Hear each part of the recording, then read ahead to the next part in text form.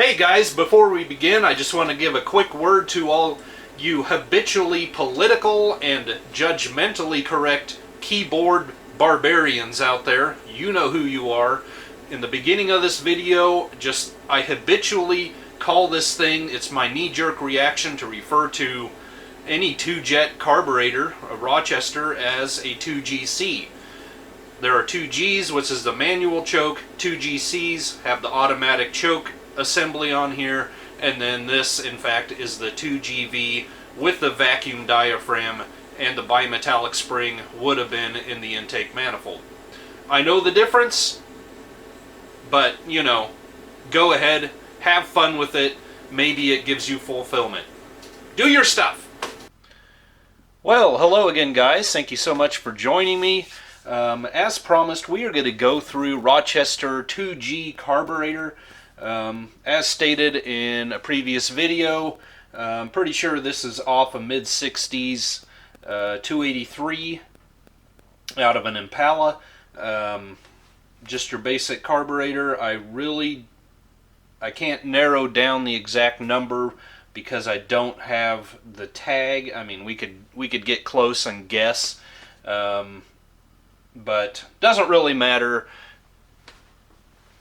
It is what it is. It is the smaller bore 2G Rochester. Let's dig in.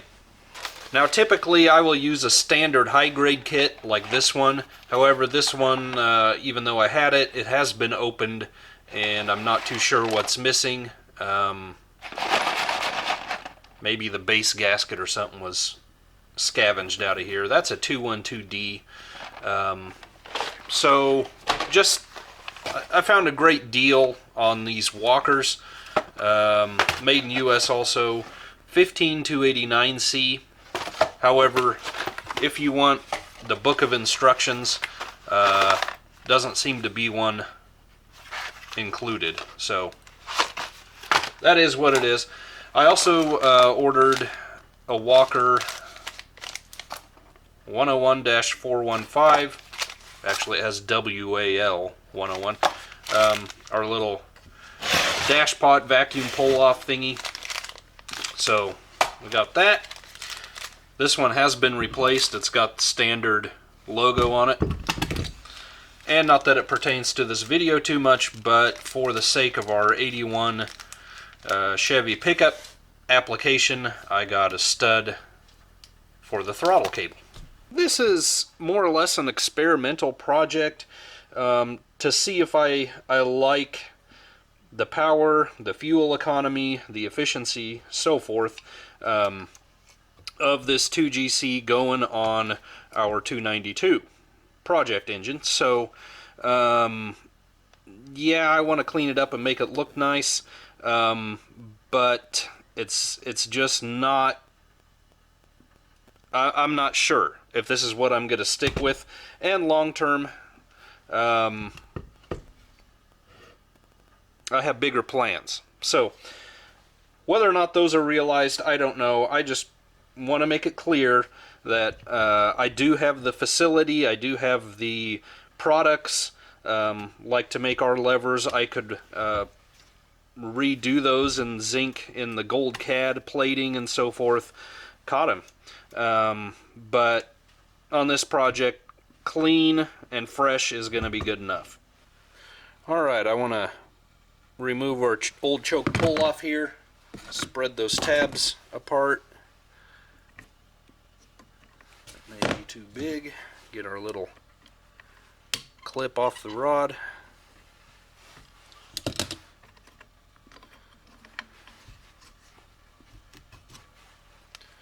There we go.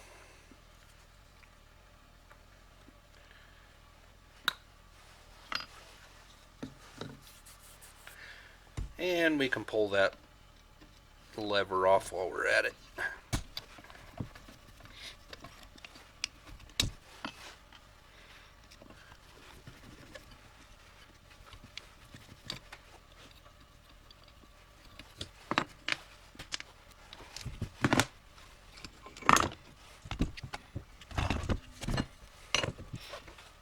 Well, that was loose.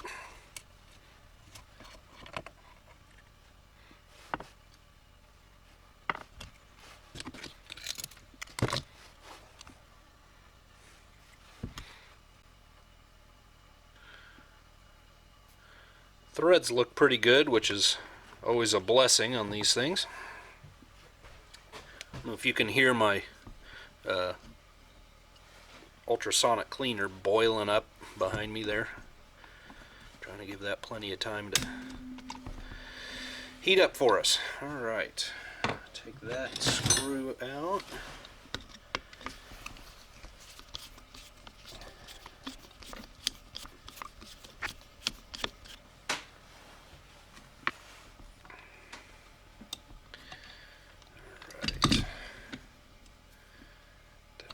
Way. And our bowl should be free to come off.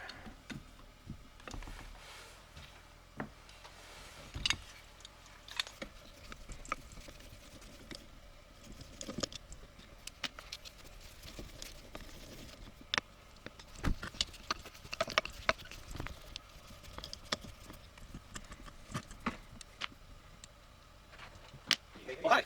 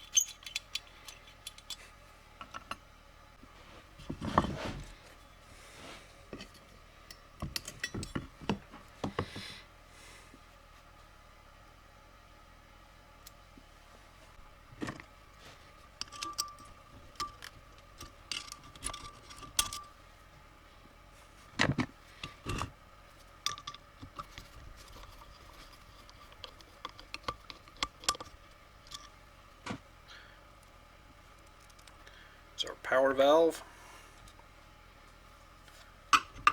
So we can get our jets out of here.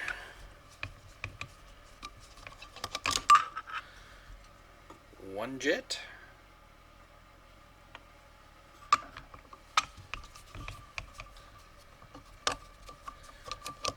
Good shot of my hands in the screwdriver, I'm sure. Two jet. Now our Venturis. That wasn't tight.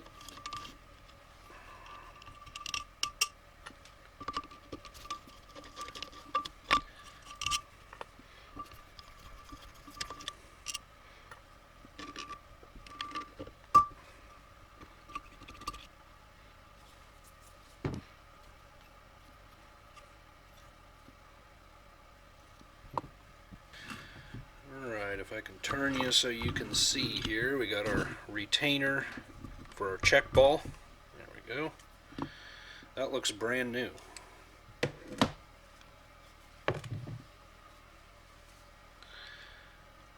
Spring. How interesting.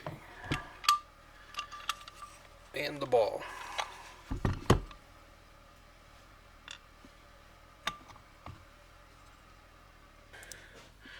Forgot about our well tubes. Those fell out on their own. Good enough. Now I'm going to go for getting the base off. We got 3 large Phillips screws on the bottom.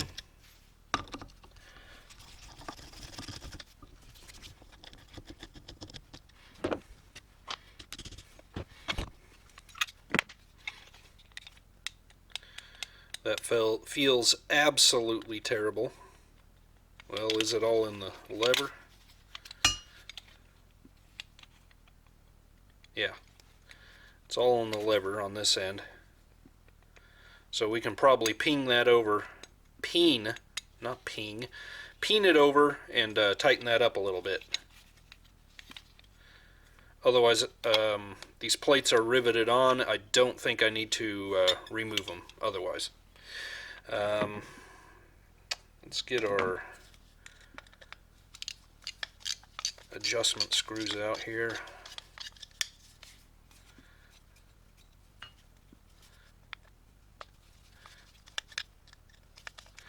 And that is probably as far as we need to go on this.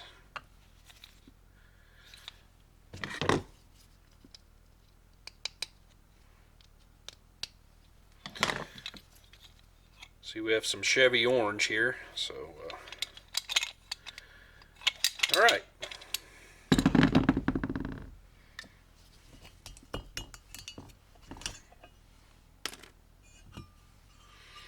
And I think that should be a clean bowl assembly, top cover, and base. Now I'm going to try something different for a change. I've got my ultrasonic cleaner here with half water, half purple power degreaser.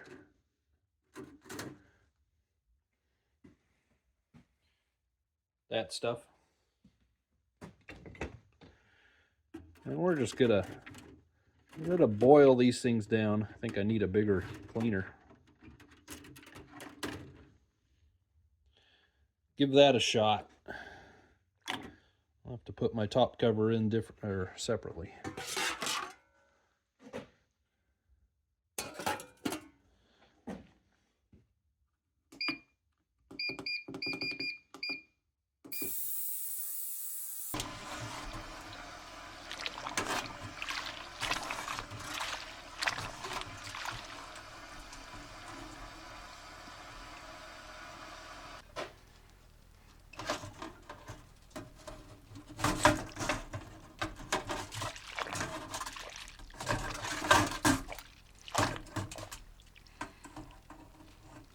Well guys, as usual, following the intake manifold video where I modify it to fit this carburetor, I got the typical interesting comments, both good and bad. Stick around to the end of this video if you want more insight onto why I chose the carburetor I chose and why I'm doing what I'm doing. A lot of guys have just got... Everyone's got an opinion, you know. Including me. Anyway, back to the carburetor. We got old 60-year-old plugs on this thing, and we want to make sure they don't leak. So we're just going to JB weld over them. We don't want a vacuum leak. We don't want a gas leak. And we are just going to ensure that these old plugs don't do either.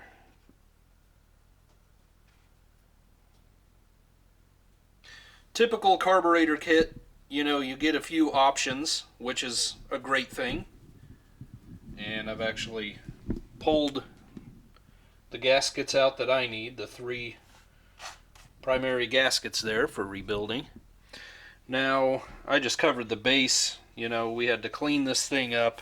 These things always get corroded and rusty down here, and I touched it on a belt sander, and we'll have to put some kind of sealant on there on the base gasket just to make sure we're not sucking air.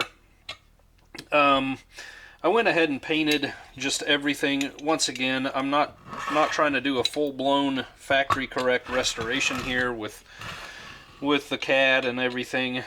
Certainly could. They look great when you do that. But I just, for what we're trying to accomplish, for the vehicle we're trying to accomplish it for, I just don't see the point.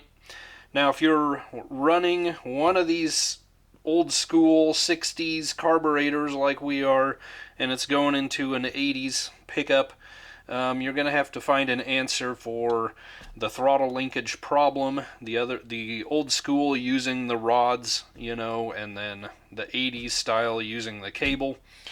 I got from Allstate Carburetor the stud. Now, my mistake, I bought it off of eBay, but Allstate Carburetors was the seller, and I thought I was getting a 1/4-inch thread as well, not just the stud end. And you know, we could have gotten away with putting it in the lower hole there. And if you do this, you're just going to have to come up with an answer as well. We got a 1/2-inch hole up here that the bushing and the nylon, the rubber and the nylon were in, that your rod went through. So I decided to make my own bushing, just made this out of a 1/2-inch bolt. Jegs seems to have a corner on the market for this kind of thing, adapters for your carburetor linkages and so forth. Of course, this stuff is available even from Edelbrock, from Holley, whoever. But as far as adapters going to this kind of thing, really, you start looking into it and you find Jegs sells a lot of that kind of stuff. But it's going to cost you $30 to get it to your door, whereas just a little time spent at my lathe, and you could do this by hand. You can cut a bolt down, make it look nice, and away you go. And then this stud is stainless, so that'll be fine. Yeah, I actually wasn't going to do anything to all the linkages and the rods and the screws. I was just going to clean them up and good enough. But then I made this and I wanted to plate it so it wouldn't rust, at least not immediately. And next thing you know, I was going to coat it with black oxide. Next thing you know,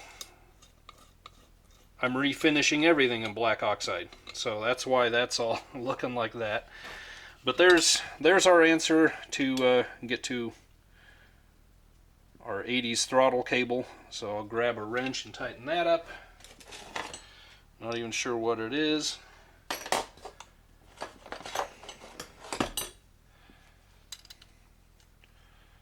.3/8 apparently.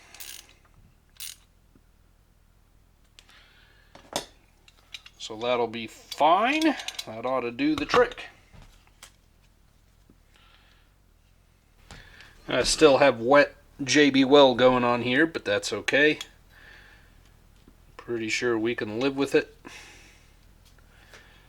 We gotta flop this upside down so we can reinstall our hardware.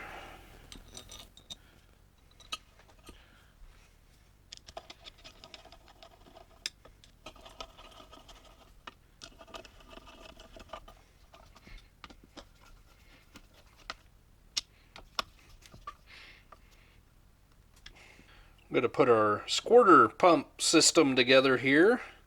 So we got to put our ball, our check ball down in there, and our spring. Now spring, what was that? Jeez.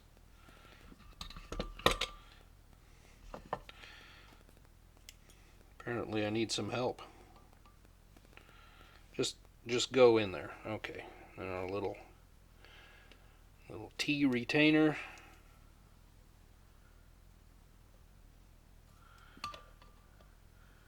Get that guy in there.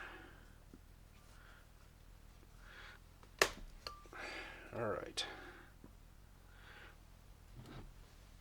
If you can follow,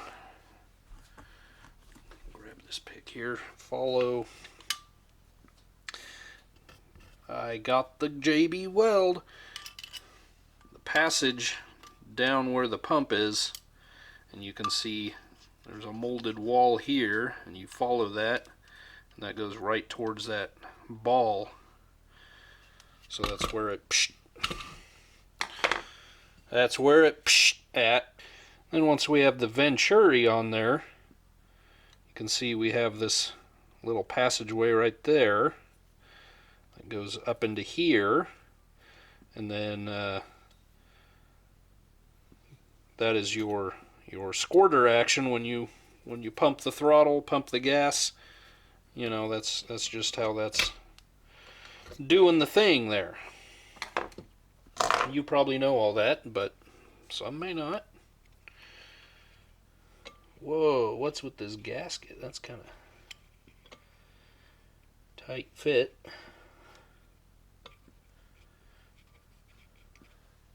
Is that going to work? May need to trim that down a little.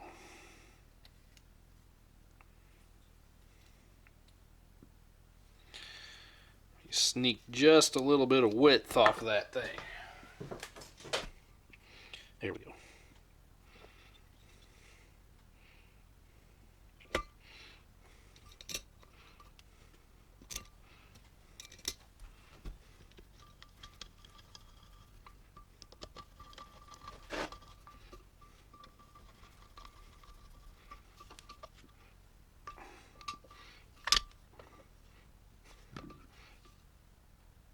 Alright, we're going to do the little dance, try to get our jets in here. These are 55s, which is what should have come stock.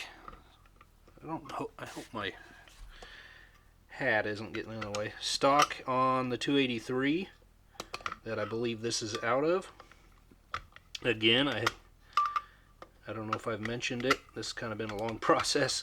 I believe this carburetor to be off a mid-60s Impala with a 283 that we are putting on the 292.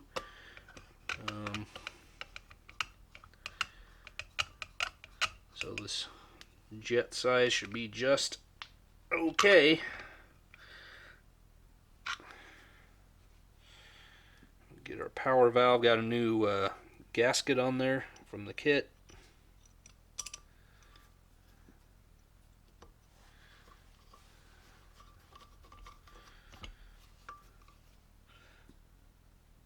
Just like that. What did I forget? Any guesses? I knew I was gonna do it when I took the thing apart. I'm like, you're gonna forget to put those in, and sure enough, I held true to my word. I forgot the little aluminum wells that go under the venturi. So I'm going to take that apart again and, you know, at least I know myself, right?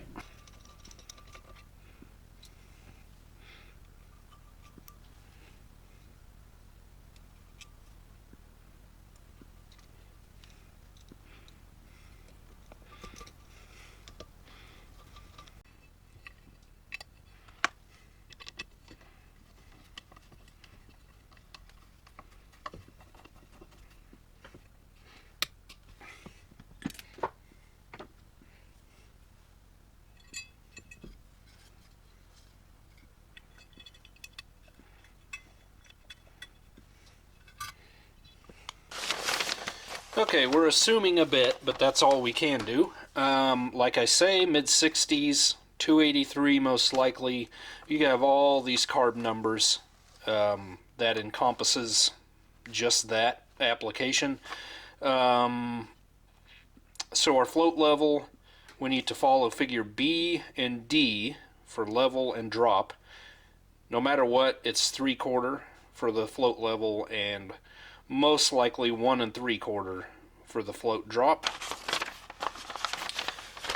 And figures. Okay, so B, we're going to go from the gasket when it's upside down to the bottom of the seam for our float level, and drop the bottom corner from the gasket to the bottom corner.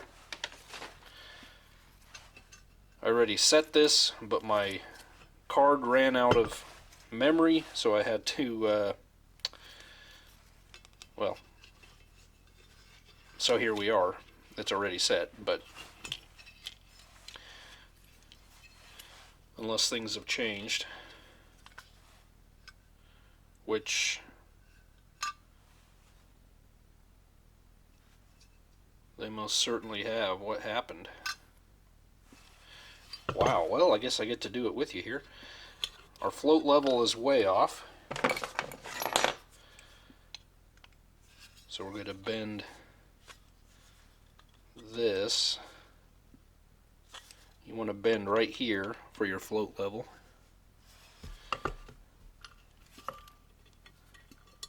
I can't imagine anyone was in here messing with anything. It wasn't me. That's weird. Anyway, whoop, and that's upside down. We're just learning a lot here together, aren't we, huh? Okay. Still too low.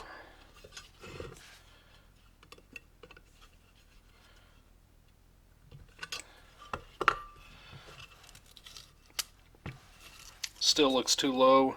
We want to go to the 24, which is 3/4.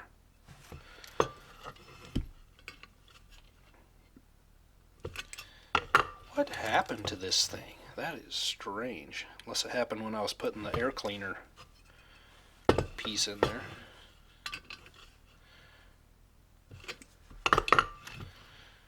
Okay, now I'm probably too far. We're an 1/8 of an inch too high. We're at 28. Now we don't want to press against the needle.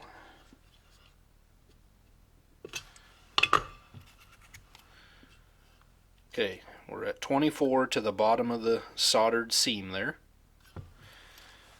Now we'll see if this has changed.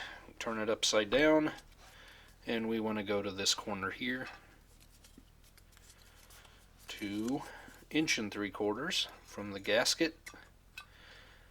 I don't know if you can tell that, but 24, we want 1 inch 24, which is 1 3/4, to that bottom corner, and we are basically right there yet, so that didn't change.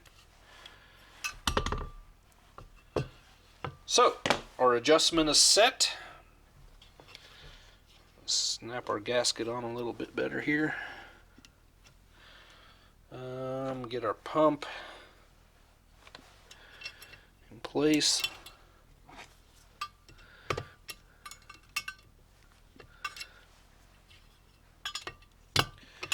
Like so.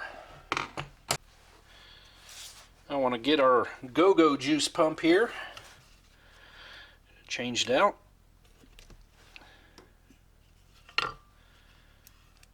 So just like that.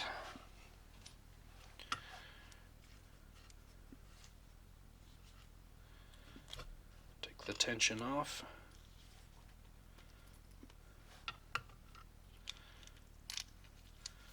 That comes with a new keeper.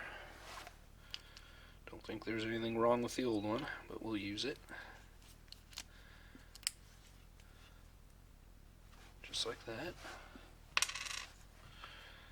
Back up. And they come with new pins. Whether or not they're better. But there we go. I'm going to drop this back in here. Get our flat spot line back up. Just like that.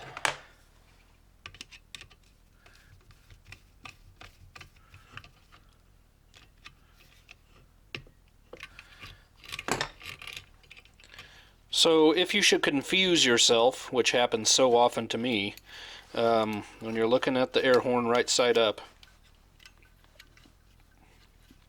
you want this little foot, come on, there we go.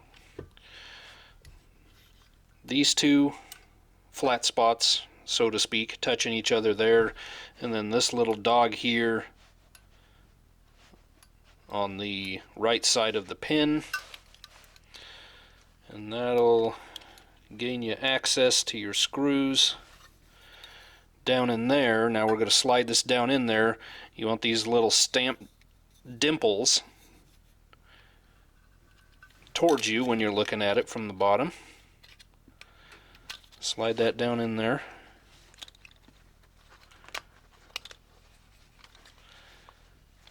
You should have a part number. Yeah. Your part number and the Rochester logo is on the top when it's closed. And we slide her in place. And that should function.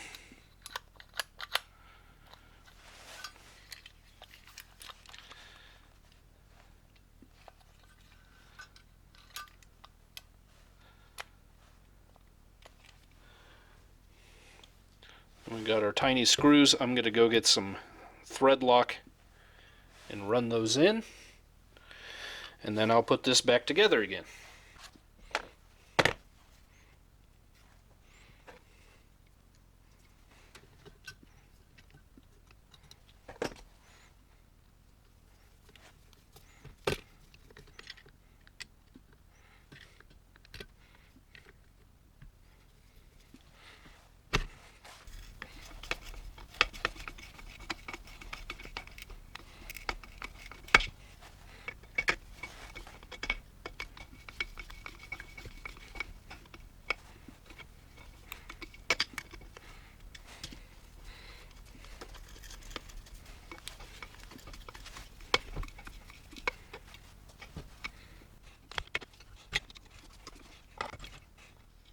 Half, one and a half.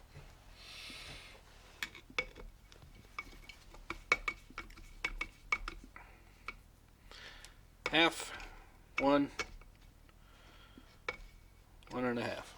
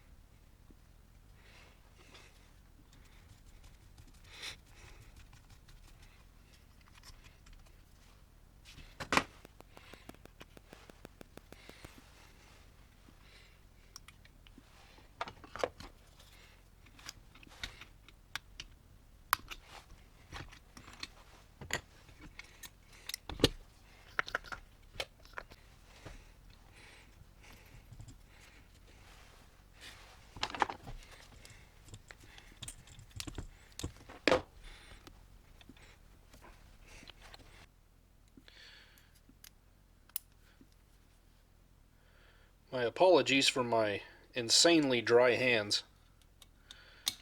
I just filled a heater with kerosene and it spilled everywhere and got all over my hands, and you know, they look worse than they are. So don't start sending me Jergens or something.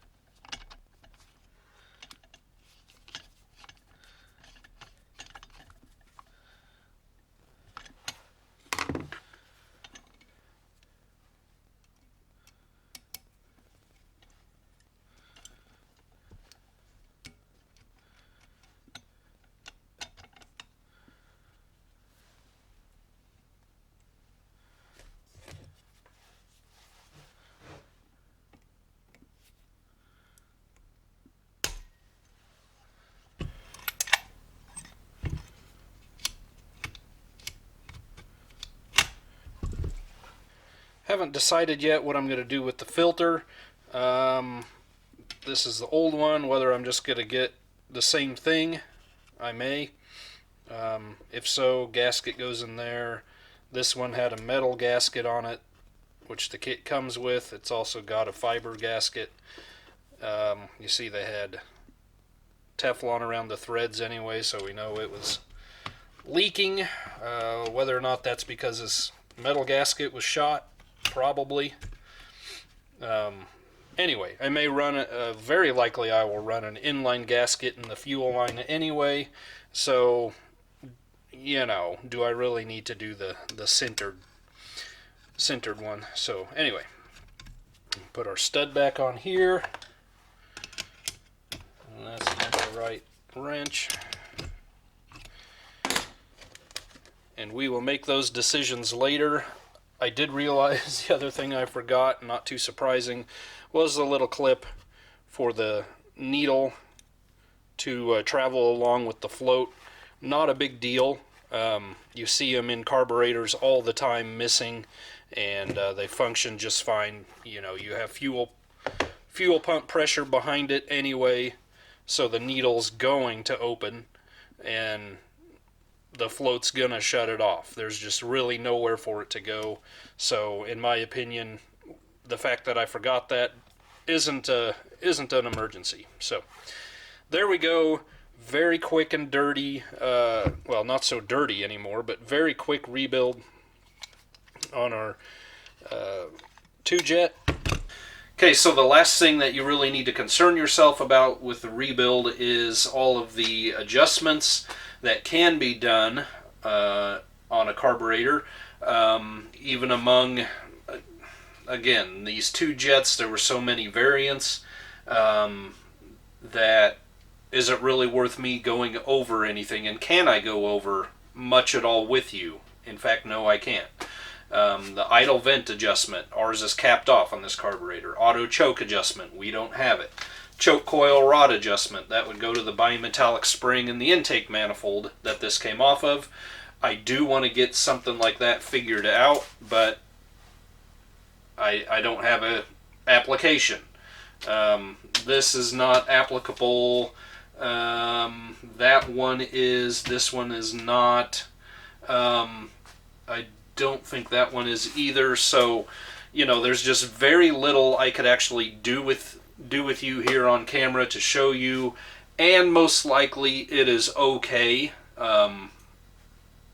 Unless something is completely worn out, which it is not. This is a very good carburetor. It's unlikely that I have to do anything, make any adjustments. Just know that you really should check some things out. You've got to find your application. You need to find instruction sheet. But let's be honest, most likely if you just get the Walker kit and you just rebuild it and put it back on, most likely it's gonna perform just fine for you. Oh, okay. This chair's a little loosey-goosey here. There you go, guys. A rebuild of old school Rochester 2-jet. Very clean, not a complete nuts and bolts factory finish restoration by any means, but it is clean. We shouldn't get rust on it again, and it should function very well. We have some things to figure out, like I've already talked about, but you've seen the basics, and that should get you going. And hopefully this will get our 292 going.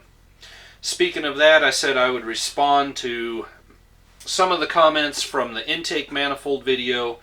Once again, so many just ignore the words I'm saying, and you know, the keyboard bravehearts, they're going to demand justice for things that don't really matter.